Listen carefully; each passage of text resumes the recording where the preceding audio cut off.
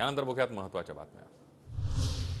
उद्धव ठाकरेंवर बोलण्याच्या भानगडीत कधीच पडत नाही। कुणाची तरी दिलेली स्क्रिप्ट ते वाचतात। फडणवीसांचा उद्धव ठाकरेंवर निशाणा।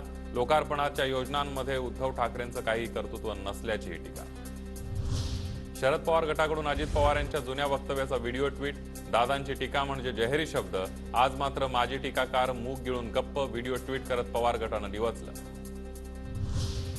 संपावर असलेल्या काही अंगणवाडी सेविकांना नोकरीवरून काढून टाकण्याच्या नोटीस मिळाल्याचा आरोप। संभाजीनगरमध्ये 4000 पैकी 1000 अंगणवाडी सेविकांची माघार। मात्र इतर सेविका संपावर ठाम।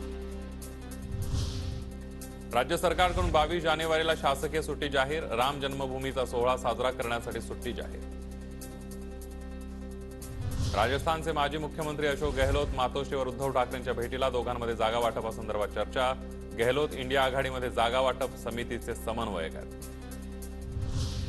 आमदार राजन साळवींच्या समर्थनार्थ रत्नागिरीमध्ये बॅनरबाजी। कितीही त्रास दिला तरी एकच पक्ष शिवसेना। वाघ एकला राजा बाकी खेळ माकडांचा, अशा प्रकारच्या आशयाचे बॅनर। आता 16 वर्षांखालील मुलांना कोचिंग क्लासमध्ये प्रवेश नाही। केंद्रीय शिक्षण मंत्रालयाचे आदेश। कोचिंग क्लासेसना भरघोस मार्क्सचं आश्वासन देण्यासही मनाई।